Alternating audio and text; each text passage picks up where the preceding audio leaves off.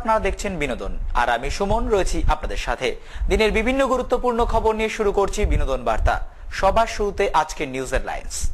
ঐতিহাসিক মে দিবস পালনে সব রাজনৈতিক দল। সন্দেশখালীতে নিগৃহীতার বাড়িতে গিয়ে আক্রান্ত শ্রমিক ভট্টাচার্য, অপরাধীরা সিপিআইএম কর্মী, দাবি জ্যোতিপ্রিয়র। ঐতিহাসিক মে দিবসে 200 সাক্ষী থাকলো দুটি মিছিলের। নির্বাচনী প্রচারে পথনাটিকায় সামিল এসএফআই। প্রবাদ প্রদীপ শিল্পী মান্নাদের জন্মদিনে শ্রদ্ধার্ঘ্য বিনোদনের। আসছে বিস্তারিত খবরে। পয়লা মে বিশ্ব শ্রমিক দিবস। বিশ্বের সমস্ত শ্রমিকদের লড়াইকে মর্যাদা দিয়ে বিশ্বের শ্রমিক মর্যাদা দিবস যথাযোগ্য মর্যাদায় সারা বিশ্বে পালিত হয়ে থাকে পয়লা মে। আর সেই ঐতিহ্যের সাথে তাল রেখেই হাবড়া অশোকনগর জুড়েও যথাযোগ্য মর্যাদায় পালিত হলো মে দিবস। উল্লেখ্য, মে দিবসের দিনে সব রাজনৈতিক দলই এক হয়ে গেল শ্রমিকদের লড়াইয়ের স্বীকৃতি জানাতে। 1886 সালের পয়লা মে আমেরিকার শিকাগো শহরের হে মার্কেটে শ্রমিকরা একটি মিছিল বার করে দৈনিক সর্বাধিক 8 ঘন্টা কাজের দাবি জানিয়ে। শ্রমিকরা মালিকদের অকথ্য অত্যাচারের বিরুদ্ধে সোচ্চার হয়ে ওঠে। অতি দ্রুত এই বিদ্রোহের আগুন ছড়িয়ে পড়ে সর্বত্র। শ্রমিকদের এই সর্বাত্মক আন্দোলন বন্ধ করার জন্য রূঢ় হয়ে ওঠে মালিকপক্ষ। তাদের অত্যাচারে মারা যান বহু প্রতিবাদী কণ্ঠী শ্রমিক। তবে শেষ পর্যন্ত শ্রমিকদের অনমনীয় মনোভাবের কাছে মাথা নত করতে বাধ্য হয় মালিকপক্ষ। আর 1886 সালের পয়লা মে দিনটি ইতিহাসের পাতায় মে দিবস বা বিশ্ব শ্রমিক দিবস হিসেবে খ্যাতি লাভ করল। স্বীকৃতি পেল শ্রমিক লড়াই। এই দিনটির স্মরণে হাবড়া অশোকনগরের বিভিন্ন রাজনৈতিক দলগুলি পিছিয়ে ছিল না। বৃহস্পতিবার সকালে মে দিবস স্মরণে বিশেষ অনুষ্ঠান আয়োজন করেছিল অশোকনগর আইএনটিটিইউসি পরিচালিত অটো ইউনিয়ন। শ্রমিক লড়াইয়ে মৃত শ্রমিকদের স্মরণ করার পাশাপাশি উত্তোলিত হয় দলীয় পতাকা। ছিলেন আইএনটিটিইউসি সভাপতি তথা পৌর প্রধান সমীর দত্ত।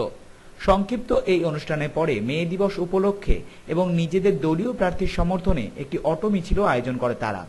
এ প্রসঙ্গে সমীর দত্ত জানালেন, ঐতিহাসিক মে দিবস উপলক্ষে আমাদের অশোকনগরের অটো চালক এবং অটো ড্রাইভার, অটো মালিক সহ আজকে আমাদের সকলে মিলে আইএনটিটিইউসির পক্ষ থেকে, তৃণমূল শ্রমিক কংগ্রেসের পক্ষ থেকে আজকে মে দিবস পালন করছে। এবং এই মে দিবসে শ্রমিকদের যে আত্মত্যাগ, সে আত্মত্যাগের মধ্যে দিয়ে আজকে সকলে মিলে শুভ পতাকা উত্তোলন করে শহীদদের প্রতি এক মিনিট নীরবতা পালন করে ওরা আজকে সারা অশোকনগর ব্যাপী মানুষকে অভিনন্দন জানাচ্ছে।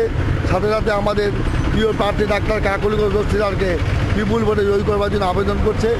আজকের এই অনুষ্ঠান অশোকনগর এলাকার সকল অটো মিলে আজকে ওরা মিছিল করছে এবং ঐতিহাসিক মিছিল অশোকনগরের মানুষকে ভীষণভাবে আনন্দিত করছে এবং অশোকনগরের মানুষ সবাই ওদের আশীর্বাদ করছে।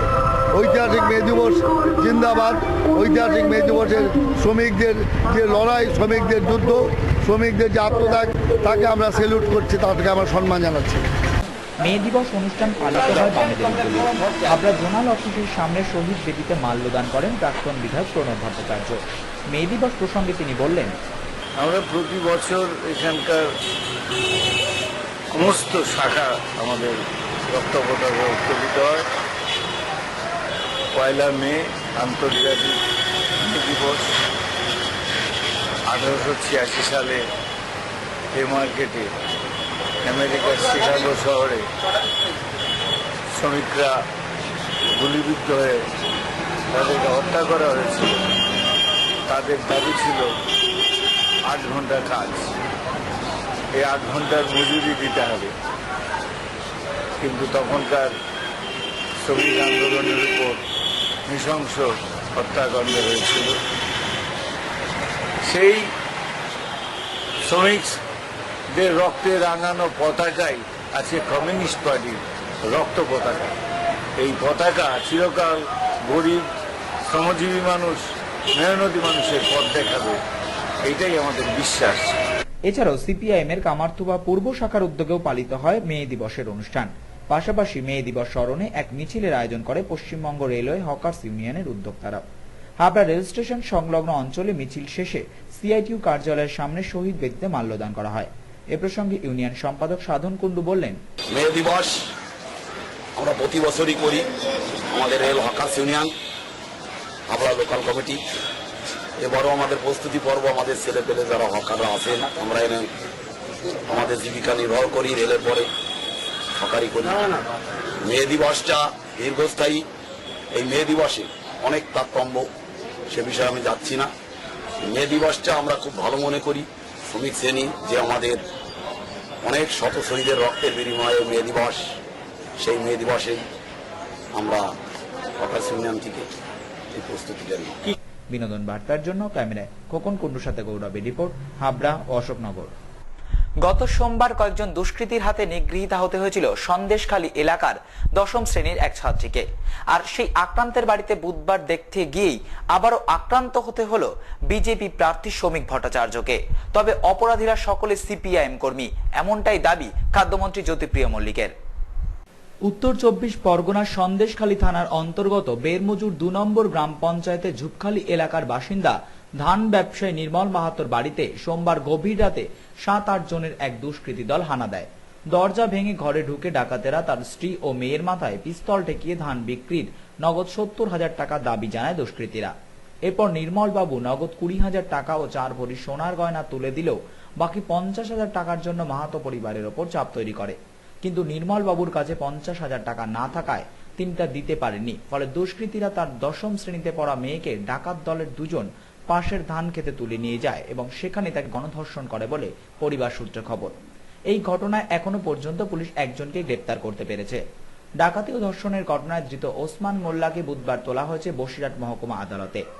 এদিকে ঘটনার পরই বুধবার সন্দেশখালীতে যান বিজেপি প্রার্থী শ্রমিক ভট্টাচার্য। কিশোরীটি পরিবারকে সান্ত্বনা দিতেই তিনি সেখানে গিয়েছিলেন বলে জানা গেছে।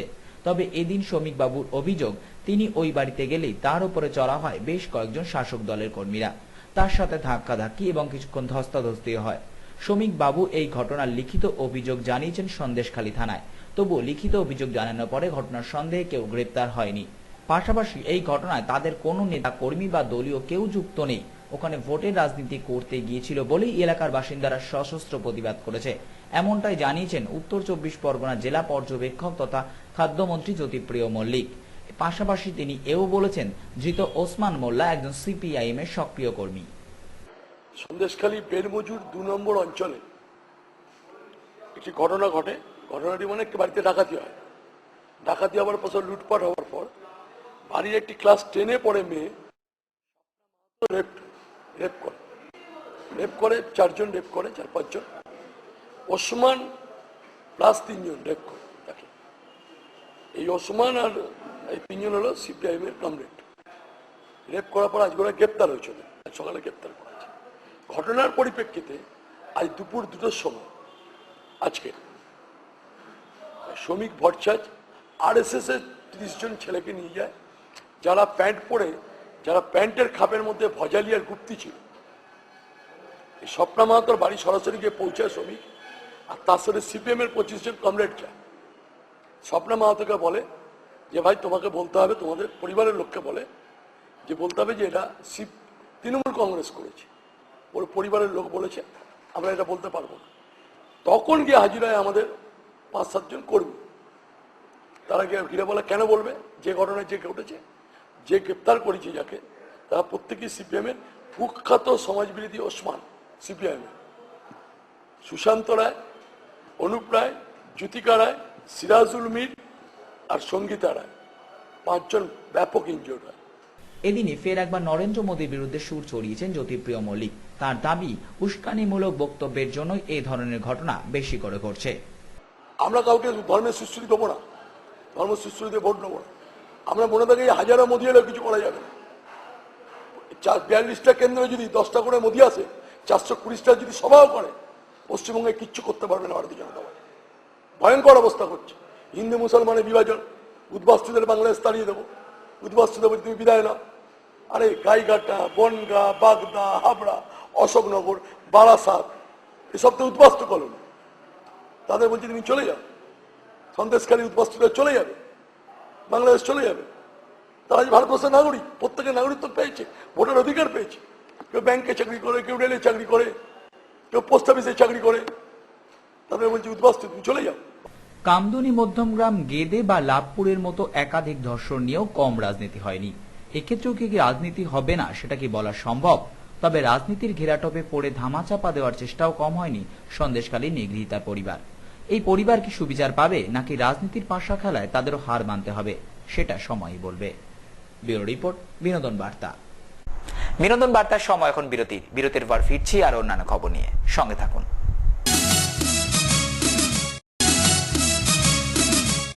ফিরে এলাম বিরতির পর, আপনারা দেখছেন বিনোদন বার্তা। সামনেই লোকসভা নির্বাচন, তাই 1 মে মঞ্চকে কার্যত লোকসভা নির্বাচনের মঞ্চ হিসেবে ব্যবহার করলো শাসক বিরোধী দুই দল। 1 মে বৃহস্পতিবার এই দিনে হাবড়া, অশোকনগর দুটি শহরে সাক্ষী থাকলো দুই মহামিছিলের। বারাসাত কেন্দ্রের বাম প্রার্থী মোর্তাজা হোসেনের সমর্থনে অশোকনগরে এক মিছিল বের করে বামেরা। পাশাপাশি হাবড়া INTTUCর উদ্যোগেও ডক্টর কাকলি ঘোষ দস্তিদারের সমর্থনে এক মিছিল বের হয় এদিন। বারাসাত লোকসভা কেন্দ্রে বামফ্রন্ট মনোনীত ফরওয়ার্ড ব্লক প্রার্থী মোর্তজা হোসেনের সমর্থনে এক মহামিছিলের ডাক দিয়েছিল বামেদের অশোকনগর সংগঠন। কেন্দ্রীয়ভাবে সংগঠিত এই মহামিছিলের প্রথম সারিতেই ছিলেন নেতৃত্বরা, ছিলেন সত্যসেবী কর, শর্মিষ্ঠা দত্ত, বাবুল কর সহ অন্যান্যরা। রংবাহারি মিছিলে ছিল দলীয় প্রতীক, রনপা, এমনকি সুদৃশ্য ব্যান্ড পার্টি। অশোকনগর স্টেশন থেকে শুরু হওয়া সেই মিছিলের কয়েকটি নির্বাচিত দৃশ্য দেখে নেব।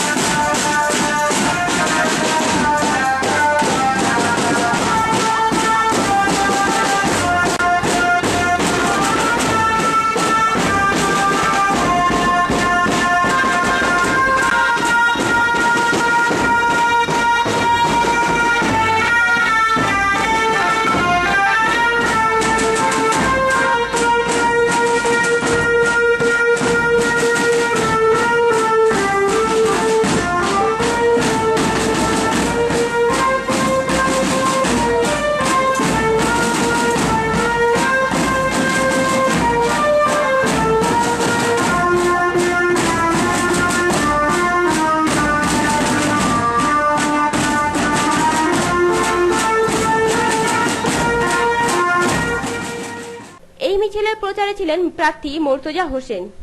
আমাদের প্রতিনিধির সাথে কথা বললেন তিনি। জানতে চাইবো যে হাওয়া কতটা নিজের পক্ষে মনে হচ্ছে? 100% হাওয়া আমাদের পক্ষে, বামফ্রন্টের পক্ষে 100%। গতকাল যে নির্বাচন ছিল সেই নির্বাচনে আমরা দেখেছি যে শাসক দলের একাধিক সন্ত্রাসের অভিযোগ আপনারা করছেন। সেখানে দাঁড়িয়ে আপনারা কি আপনার কেন্দ্রে প্রতিরোধ বজায় গড়ে তুলতে পারবেন কি মনে হচ্ছে?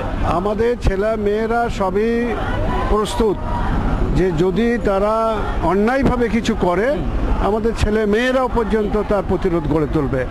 আর সর্বোপরি তো সেন্ট্রাল তো আছেই। না, গতকাল তো দেখা গেছে বিভিন্ন জায়গায় সেন্ট্রাল ফোর্স পাওয়া যাচ্ছে না, কিন্তু তাদেরকে এবারে আমরা আরো বেশি করে মানে তারা ওভার অ্যাক্ট যাতে করে আর কি। নির্বাচন কমিশনের কাছে আগে থেকে কিছু জানাচ্ছেন আপনারা? পরিকল্পনা আছে? হ্যাঁ হ্যাঁ, নিশ্চয়ই জানাবো, কারণ সেটা তো জানানো শুরু হয়েছে যে এই যে গত যে নির্বাচনটা কালকে হয়ে গেল, এই নির্বাচনটা তো এটা বোঝা যাচ্ছে যে তারা ভয় পেয়ে গেছে। ভয় পেয়ে তারা দেখেছে 12টা 1টা পর্যন্ত একটু ভালোটা ভোটটা হলো, তখন তারা দেখে নিল সর্বনাশ, এরকম ভোট হলে তো আমরা গেছি। তখনই তাদেরকে যে বাহিনী, এই বাহিনীটাকে তারা নামিয়ে দিল, জোর করে এজেন্টকে তুলে দিল, ভোট যাতে আমাদের লোকে না যেতে পারে। এমনকি আমরা দেখলাম কালকে যে অনেক জায়গায় যারা আমাদের শিওর ভোটার, এমনকি টিএমসি করে কিন্তু তারা টিএমসির সঙ্গে এবারে নেই, তাদেরকেও তারা ভোট দিতে যেতে দেয়নি, রাস্তা থেকে ফেরত দিয়েছে, ভয় দেখে দিতে দেয়নি। তো এবারে আমরা যে নির্বাচন নির্বাচন কমিশন বলবো, তাছাড়া আমরা অ্যালার্ট থাকবো। শেষ একটা জানতে চাইবো মোর্তজাবাবু, সেটা হলো আমি বুঝতে পারছি আপনি ভীষণ ব্যস্ত প্রচারের মধ্যে। সেখানে গতকাল ভাঙড়ে ইব্রাহিম সিদ্দিকের উপর যে আক্রমণ, তারপর কি মনে হচ্ছে যে 72 ঘন্টা সময়সীমা চেয়েছে, সেখানে দাঁড়িয়ে সংখ্যালঘু ভোট সেটা কি আপনাদের দিকে আসতে চলেছে? আপনাদের কিছুটা সুবিধা দেবে এই ঘটনা? না, সুবিধা অসুবিধা বড় কথা নয়। আমার প্রশ্ন হলো যে তারা মুসলিমদের একটা বড় ধর্মগুরু ইব্রাহিম সিদ্দিক সাহেব, তাদের দাদা হুজুর, তাদের বাবা হুজুররা শুধু পশ্চিমবাংলা মুসলমানদের নয়, বাংলাদেশ, আসাম, উড়িষ্যা, ত্রিপুরা, পাকিস্তান থেকে মুসলিমরা তারা লক্ষ লক্ষ তাদের মুরিদান আছে, তাদের শিষ্য আছে। সুতরাং তাদের অন্যায়টা কি? তারা বলেছে যে গতবারে আপনারা যে প্রতিশ্রুতি দিয়েছিলেন সেটা আপনারা রাখলেন না, এতে অন্যায়টা কি? এরই সাথে হাবড়া শহরে দিন প্রত্যক্ষ করল তৃণমূল কংগ্রেসের একটি মিছিল। হাবড়া আইএনটিটিইউসি পরিচালিত মিছিলে যোগদান করেছিল দলের কর্মী সমর্থক থেকে সাধারণ মানুষ। পয়লা মের দিনেই বারাসাতে তৃণমূল প্রার্থী ডাক্তার কাকলি ঘোষ দস্তিদার সমর্থনে এই মিছিল প্রসঙ্গে ঝন্টু দাস জানালেন, আমরা জোনাল আইএনটিটিইউসির পক্ষ থেকে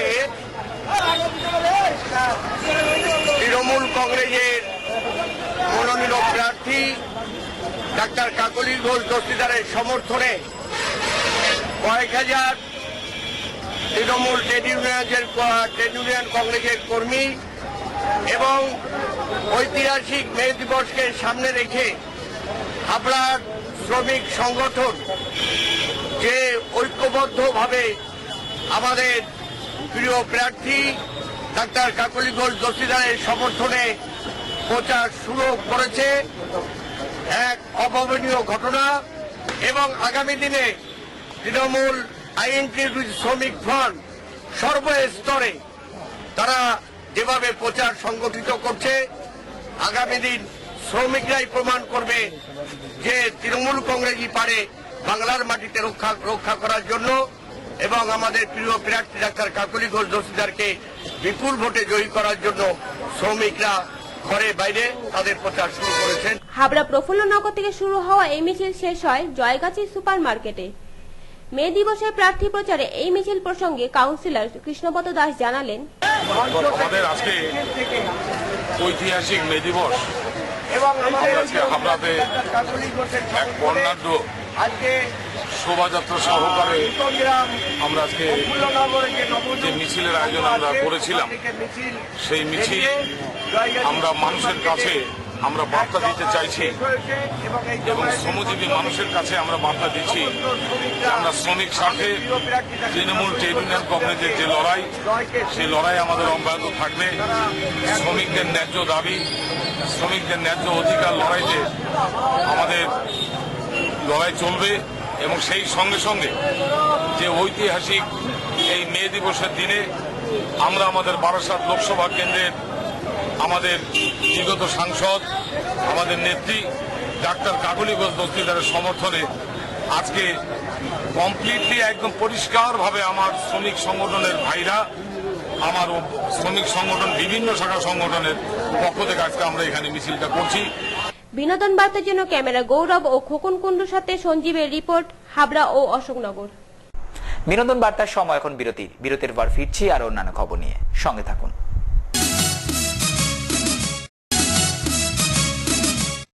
ফিরে এলাম বিরতির পর, আপনারা দেখছেন বিনোদন বার্তা। আগামী 12ই মে বারাসাত লোকসভা কেন্দ্রে নির্বাচন। এই নির্বাচনের প্রচার উপলক্ষে এবার পথনাটিকাকে হাতিয়ার করল এসএফআই। ভারতের ছাত্র ফেডারেশনের উদ্যোগে বুধবার বিকেলে বারাসাতে আয়োজিত হয়েছিল পথনাটিকা, যে পথনাটিকার মাধ্যমে রাজ্য সরকার সমালোচনা করেছে তারা। আগামী 12ই মে লোকসভা নির্বাচন বারাসাত কেন্দ্রে। তার আগে বারাসাতে পথনাটিকার মাধ্যমে প্রচারের কাজে এসএফআই। বর্তমান রাজ্য সরকারের বিভিন্ন কাজে সমালোচনা করে তারা নাটকের মাধ্যমেই জনসাধারণের কাছে পৌঁছানোর উদ্যোগ নিয়েছে। বুধবার সন্ধ্যায় বারাসাতে এমনই এক পথনাটিকার অনুষ্ঠিত করেছিল তারা। চলতি মানুষেরা কিছু সময়ের জন্য উপভোগ করেছেন এই নাটক। তাদের এই অভিনব প্রচার কৌশল প্রসঙ্গে সৌমি রায় চৌধুরী জানালেন, আমরা আজকে নাটকের মতো বলে একটা পথনাটিকা এখানে উপস্থাপনা করেছি। আমাদের একটা সাংস্কৃতিক সংগঠন আছে মনন, তার তরফ থেকে। চারপাশে রাজনৈতিক যে পরিস্থিতি দাঁড়িয়েছে পশ্চিমবাংলার বুকে, বিশেষ করে বারাসাতের মতো একটি শহরে আমরা বাস করি, আমাদের প্রিয় শহর, সেখানে যে পরিস্থিতি তার প্রেক্ষাপটকে কেন্দ্র করে 1943-এর পর থেকে ধারাবাহিকভাবে আমাদের এই পশ্চিমবাংলার বুকে যে সমস্ত পরিবর্তন দেখা গেছে সবটা আমরা এই নাটকটার মধ্যে উপস্থাপনা করার চেষ্টা করেছি। নির্বাচনী প্রচারের কাজে পথনাটিকা বেশ উপভোগ করল মানুষ, কিন্তু তার কোনো প্রতিফলন কি পৌঁছাবে ভোট বাক্সে? সেই জবাবের জন্য অপেক্ষা 16ই মে পর্যন্ত। বিনোদন বার্তা, বারাসাত।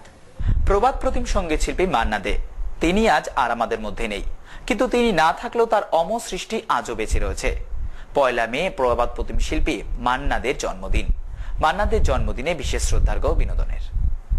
গীতার জবাব দেবে যদি বলি আমি কি হেরেছি, তুমিও কি একটু হারনি, তুমি কি একটু সবুজ পাতাকে ছিঁড়ে ফেলেছ, ফুলেতে আগুন তুমি দিয়েছ, সবুজ পাতা। বাবা পূর্ণচন্দ্র এবং মা মহামায়াদের সন্তান প্রবোধচন্দ্র দে, ডাকনাম মান্না। ছোটবেলা থেকে কাকার অনুপ্রেরণায় সঙ্গীত জীবনে প্রবেশ। নিজের পেশাও শুরু করেছিলেন সেই কাকার হাত ধরে। তামান্না ছবিতে গায়ক হিসেবে অভিষেক মান্নাদের। এরপর একের পর এক ছবিতে গায়ক হিসেবে নিজেকে মেলে ধরলেন তিনি। সঙ্গীত জীবনে গান গেয়েছেন ভীমসেন যোশী, কিশোর কুমার, হেমন্ত মুখোপাধ্যায়, লতা মঙ্গেশকরের মতো শিল্পীদের সাথে। 1950 থেকে 1970-এর দশক পর্যন্ত ভারতীয় চলচ্চিত্র জগতে রেখে গেছেন নিজের সঙ্গীতের জাদু। হিন্দি, বাংলা, মারাঠি সহ অজস্র ভাষায় গান গেয়ে চলেছেন 60 বছরেরও বেশি সময় ধরে। সঙ্গীত ভুবনে তার অসামান্য অবদানের কথা স্বীকার করে ভারত সরকার 1971 সালে পদ্মশ্রী, 2005 সালে পদ্মবিভূষণ, 2009 সালে দাদা সাহেব ফালকে সম্মাননায় অভিষিক্ত করে প্রবাদ প্রতিম এই শিল্পীকে। সঙ্গীত ভুবনে তার অসামান্য অবদানের কথা স্বীকার করে ভারত সরকার 1971 সালে পদ্মশ্রী, 2005 সালে পদ্মবিভূষণ এবং 2009 সালে দাদা সাহেব ফালকে সম্মাননায় অভিষিক্ত করে প্রবাদ প্রতিম এই শিল্পীকে। তার আত্মজীবনী জীবনের জলসাঘরে নিয়ে তৈরি হয়েছে তথ্যচিত্র। মহান এই শিল্পীর জন্মদিনে শ্রদ্ধাঞ্জলি বিনোদন। ব্যুরো রিপোর্ট, বিনোদন বার্তা। বিনোদন বার্তা এখনকার মতো এ পর্যন্তই। আরো বিভিন্ন অনুষ্ঠানের জন্য নজর রাখুন বিনোদনের পর্দায়। বিনোদন মানুষের সাথে, মানুষের পাশে।